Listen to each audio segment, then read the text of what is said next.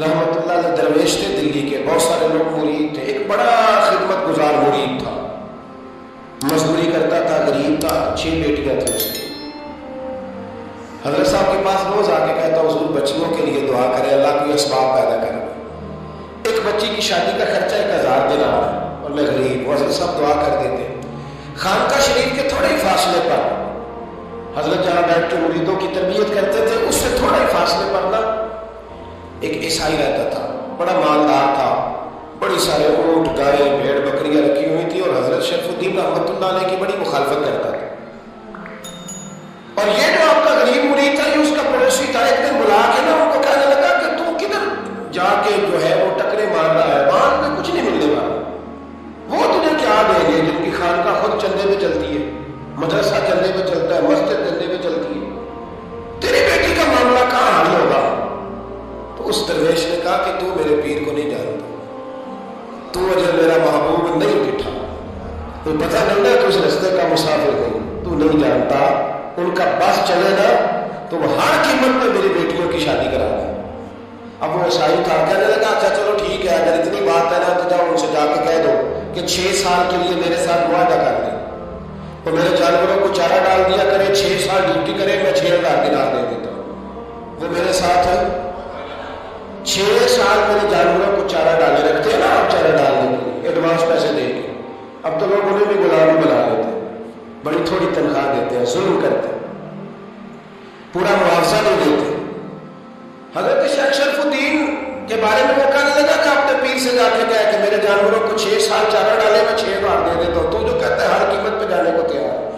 اس نے جب یہ بات کی تو مرید نے ناراض ہو گیا، لڑائی ہو گئی، گربان پکڑ لیا، جھگڑا ہوا، بات بڑی دور گئی، اس طرح کی بات کرتا ہے میرے حضرت کے بارے میں، تیرے جیسے کہیں میں وہاں کام پہ رکھا دوں۔ جب وہ بڑی بحث ہوئی، بات محلے میں علاقے میں پھیل گئی، دنیا نے سن لی، تو شیخ شرف الدین تک بھی پہنچ گئی۔ اس طرح جھگڑا ہوا ہے، لوگ سو گئے عشاء کی نماز کے بعد۔ حضرت صاحب نے نا سر پہ کپڑا لیا، اس عیسائی کے دروازے پہ دستک دی، وہ باہر آیا، فرمانے لگے لوگ تو سوچ سمجھ کے ملازم رکھتے ہیں، تو نے بھی تو سوچ ہی لیا ہوگا، تبھی تو مجھے آفر کی ہے، تو اپنی آفر پہ قائم ہے، واقعی مجھے رکھ لے گا اور 6000 دینار دے دے گا؟ کہنے لگا جا بابا کام کر اپنا۔ فرمایا نہیں، تو نے اتنے لوگوں میں بات کی، اتنی بحث ہوئی، تو قائم ہے؟ کہنے لگا میں تو قائم ہوں پر آپ نے نہیں قائم رہنا۔ فرمایا میں سوچ سمجھ کے آیا۔ اس نے کہا آپ ڈیوٹی کریں گے، بحثوں کو چارہ ڈالیں گے؟ فرمایا ایک شرط، بس جب اذان ہو جائے نا تو مجھے رب کی نماز پڑھنے کی اجازت دے دینا، باقی صبح و شام جو تو کہے گا۔ اگر اس غریب کی بیٹیاں بیائی جائیں تو مجھے اور کیا چاہیے، اس کی 6 بیٹیوں کا بوجھ ہے اس کے سر پہ، تو مجھے رکھ لے۔ اللہ اکبر۔ وہ کہنے لگا چلے بھی میرے ساتھ خط بندگی کر لیں، آج کل ہم اس کام کرتے ہیں، اس زمانے میں خط بندگی ہوتا تھا، غلامی کا خط، قاضی شہر کے پاس، جب اس کا خیال تھا کہ چلو اس کام کی بات کروں گا تو بھاگ جائیں گے، فرمایا چل میں تیار ہوں۔ قاضی تک گئے، طے ہو گیا، 6000 دینار دے دیے۔ حضرت نے مرید کو بلایا، فرمایا پتر یہ لے جا، جا میری بیٹیوں کو روانہ کر دے۔ کہنے لگا حضور یہ کیا کر رہے ہو آپ، کچھ سوچے؟ فرمایا یار جب تجھے بیٹا بنا لیا تو پھر میری پوتیاں تو لگتی ہیں، میرا حق تو بنتا ہے نا، جا جا کے ڈیوٹی کر، ان کو بیاہ دے۔ بات پھیل گئی، بادشاہ بھی عقیدت مند تھا، وہ 12000 دینار لے کے پہنچا۔ کیا بتاؤں ان رب کے بندوں کا دل کیسا ہوتا ہے، کیا درد ہوتا ہے کہ رب 12000 دینار لے کے بادشاہ آیا اور آج حضرت کو پیش کیے کہ حضور آپ دیں اس عیسائی کو ڈبل دے اور جائے کام کرے۔ آپ فرمانے لگے تو پیسے دے، شرطیں نہ لگا، میرا جہاں دل کرے گا میں خرچ کروں گا، مجھے تو مزہ ہی اب آنے لگا ہے، ابھی تو لطف آ رہا ہے، ابھی تو ذائقہ آیا ہے کچھ کرنے کو، پیسے دینے ہیں تو دے، پابندی نہ لگا، جہاں میرا دل کرے گا میں۔ اس نے کہا حضور ٹھیک ہے رکھ لے۔ حضرت نے فجر مسجد میں پڑھی، جیب میں 12000 دینار تھے، اعلان فرمایا بھی کسی اور کی بیٹی بھی بیٹھی ہے تو پیسے میرے پاس ہے۔ وہ 12000 دینار بھی بانٹ دیا، اور 12000 دینار بانٹ کے تو پھر چلے گئے کھیت میں چارہ کاٹنے۔ اس عیسائی کو کسی نے بتلایا کہ ان کے پاس تو 12000 آیا ہے پر تم سے جان نہیں چھڑائی انہوں نے، جب وعدہ یہ ہوا تھا کہ 6 دیں گے تو جائیں گے، جب تک دیں گے نہیں تیرے گھر میں کام کریں گے۔ وہ نا چارہ کاٹ رہے تھے، حضرت صاحب تو وہاں پہنچ گیا، دور جا کے کھڑا ہو گیا، کہنے لگا بابا پہلے تو میں نے مسلمانوں کے اخلاق سنے تھے، اب تو میں نے دیکھ بھی لیے۔ پر یہ بتا کہ 12,000 آیا تھا، جان کیوں نہیں چھڑائی؟ تو حضرت چارہ کاٹتے کاٹتے رو پڑے، فرمانے لگے تو نہیں نہ جانتا یہ بیٹیاں سانجی ہوتی ہیں، پتہ نہیں نا؟ میرے رسول پاک نے تو خاتم تائی کی بیٹی کے سر پہ کپڑا رکھ کے کہا تھا بیٹیاں برابر ہوتی ہیں، تو یہ نہیں پتا جب اس کی 6 بیٹیوں کی شادی ہوئی ہے میرے اندر روحانیت کتنی بڑی ہے۔ فرمایا پھر 12,000 آیا ہے تو 2-4 بچیاں پھر گئی ہیں، مجھے نہیں پتا میں اندر سے راضی کتنا ہوں، میں تیری نوکری کرتا رہوں گا، پتہ نہیں اللہ کتنی بیٹیوں کو بیاہ دے گا۔ اتنا رویا وہ عیسائی کے پیروں میں بیٹھ گیا، کہنے لگا بابا میں نے تیری مخالفت کی ہے پر تیرے قریب آ کے پتہ چلا ہے کہ تو بہت ان کے اخلاق کا مالک ہے، اور اگر تیرا یہ مقام ہے تو تجھے اخلاق سکھانے والے محمد عربی کی شان کتنی ہوگی۔ ظالم کی بولیے جاتے نہیں لوگ جھوٹے گواہ بن کے، وکیل صاحب کو نہیں پتا ہوتا کہ یہ بندہ مجرم ہے جو میرے پاس آیا، کیا مجرموں کے وکیل نہیں ہوتے؟ بولے تو اس کو پتہ نہیں ہوتا وکیل صاحب کو کہ یہ صاحب مجرم ہے، میرے پاس مقدمہ لے کے آئے، اور اگر بے ادبی نہ ہو جائے تو میرا خیال ہے قاضی عدالت کو بھی پتہ ہوتا ہے کہ مجرم کون ہے اور مظلوم۔ میرے نبی پاک صلی اللہ علیہ وسلم نے اس قدر زیادہ سختی فرمائی اس مسئلے میں، فرمایا جس کو پتا تھا کہ فلاں آدمی ظالم ہے، ظلم کر رہا، پھر وہ ظالم کا گواہ بنا یا اس نے ظالم کی مدد کی، کتنی کی؟ شارحین لکھتے ہیں چاہے اس نے ایک جملہ بول کے کی، چاہے ایک، سارے بولیے، چاہے ایک غریب کو اس نے ظلم کیا تو کہتے ہیں علاج یہ سے، چاہے ایک جملہ بول کے کی، شارحین اس حدیث کی شرح میں ایک جملہ بول کے چاہے مدد کی، جس بندے نے کسی ظالم کی مدد کی کسی مقدمے میں یا کسی صورت میں، اسے پتا تھا یہ ظالم ہے، میرے نبی پاک صلی اللہ تعالیٰ علیہ وسلم فرماتے ہیں اگر اس نے مدد کی، ابھی ظالم کی بات نہیں ہو رہی، ظالم کے مددگار کی بات ہو رہی، اگر کسی نے ظالم کی مدد کی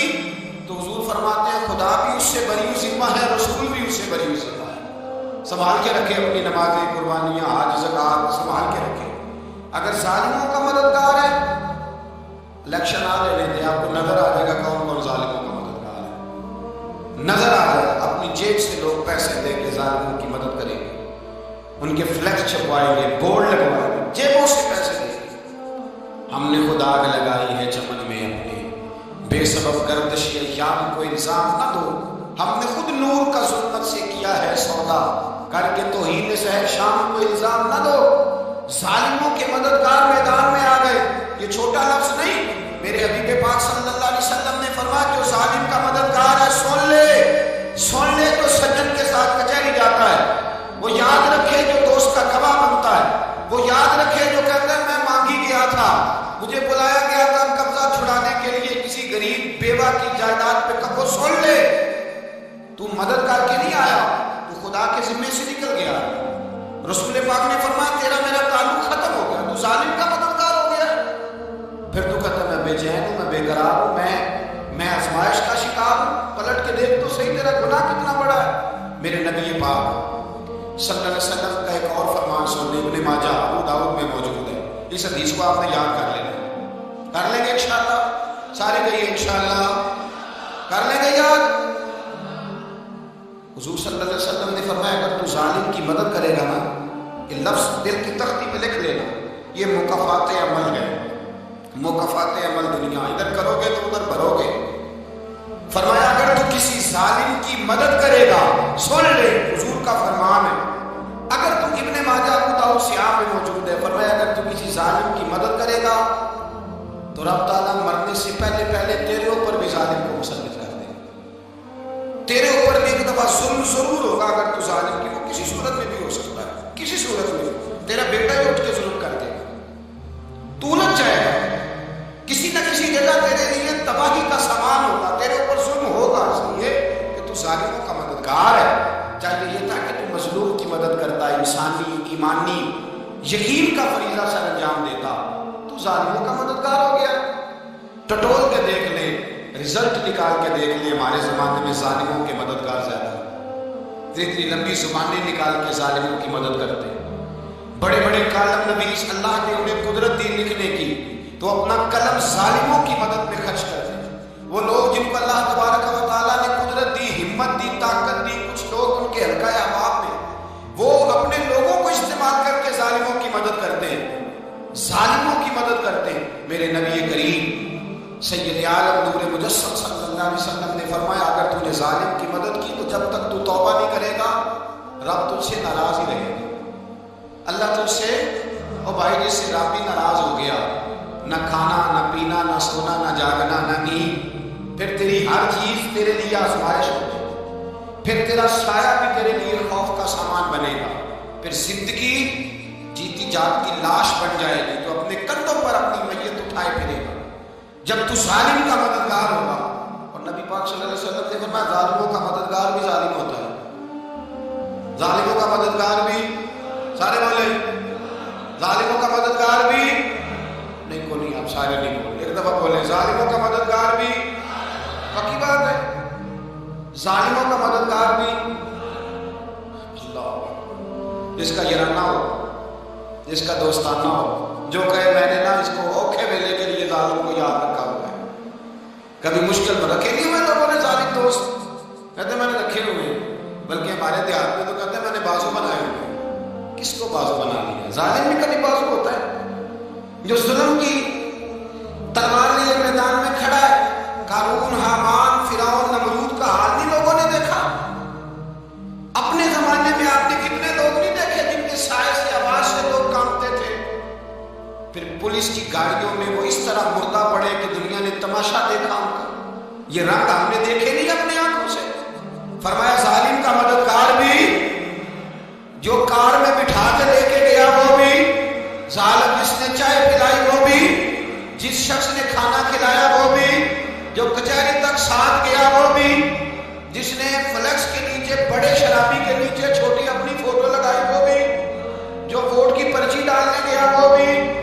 کہہ دینا بات نکل گئی کہ حضرت صاحب نے سیاسی تقریر کی ہے، کہہ دینا، پر بات تو سچی ہے نا۔ خو کرے ہم سے تھوڑا سا گلا بھی سن لے، خو کرے ہم سے تھوڑا سا بھی گلا۔ امام مالک کے پاس ایک بندہ آیا، اس نے کہا حضور میں درزی ہوں، ایک ظالم بادشاہ مجھ سے کپڑے سلواتا ہے، میں تو ظالموں کا مددگار نہیں نا۔ ایک ظالم بادشاہ مجھ سے، حضور میں تو مددگار نہیں نا ظالموں کا، جو فرمایا ظالموں کا مددگار بھی ظالم ہوتا ہے، تو کپڑے لے کے آتا ہے میں سی کے دے دیتا ہوں، ذمہ داری نہیں۔ ایک آدمی دکاندار ہے، اس سے کوئی بندہ چیز خریدنے آئے گا تو تھوڑی کہے گا میں نے نہیں دینے، تو دے گا۔ کوئی بندہ اگر کسی شخص سے کوئی کام کہتا ہے کہ اس کی فیلڈ ہے، اس کا شعبہ ہے، اس کا معاش کا وہ سلسلہ ہے، کہتے ہیں یا رسول اللہ صلی اللہ علیہ وسلم ظالموں کا مددگار بھی ظالم، حضور نے فرما دیا۔ تو امام مالک سے بندے نے مسئلہ پوچھا، دل کی تختی پہ لکھنے والی باتیں ہیں، کہا حضور میں درزی ہوں، ظالم کپڑے سلواتے ہیں، میں تو مددگار نہیں نا۔ امام صاحب کہنے لگے نہیں، مددگار تو وہ ہوگا جو تجھے سوئی دھاگا فراہم کرے گا، تو پورے کپڑے سی کے دیتا ہے، تو خود بہت بڑا ظالم ہے، تو پورے سوٹ سی کے دیتا ہے، تو بہت بڑا ظالم خود ہے۔ مددگار تو وہ ہوگا جو تجھے دھاگا دے گا، جو تجھے بٹن دے گا، جو تجھے نلکی دے گا۔ جو ظالم سے اتنی نفرت ظلم کر کے بندہ ہے، یہاں تو ہمارے زمانے میں ہیرو بن جاتا ہے، ظالم ہیرو ہے، لوگ اس سے ڈرتے پھرتے، گھومتے پھرتے، اور بہت سارے کم مزاج لوگ اس کے پیچھے ہاتھ باندھ کے پھرتے ہیں۔ ظالموں کی مدد کرنا، ظالموں کے ساتھ رہنا، یہ ظلم ہے، ظلم، یہ زیادتی ہے۔ میرے نبی پاک صلی اللہ تعالیٰ علیہ وآلہ وسلم نے ارشاد فرمایا، یاد رکھو رب فرماتا ہے میں مظلوم کی مدد ضرور کروں گا، چاہے جلدی کروں چاہے دیر سے کروں، میں مظلوم کی مدد۔ اور حضور صلی اللہ علیہ وسلم نے فرمایا، حضرت معاذ بن جبل کہتے ہیں حضور نے مجھے یمن کا گورنر بنایا، جب میں جانے لگا نا تو حضور نے بڑی نصیحت دیکھی، بخاری میں موجود ہے، فرماتے ہیں جب میں پلٹنے لگا تو میرے رسول نے فرمایا معاذ ایک منٹ ٹھہر جا، ایک بات میری یاد رکھنا، اس کو نہ بھولنا۔ کہا حضور کیا؟ فرمایا دیکھنا کسی پہ ظلم نہ کر بیٹھ، کہیں تجھ سے زیادتی نہ ہو جائے۔ محبوبہ پھر حضور نے فرمایا سن میرے معاذ، میں تجھے گورنر بنا رہا ہوں، زیادتی نہ کر بیٹھنا۔ یا رسول اللہ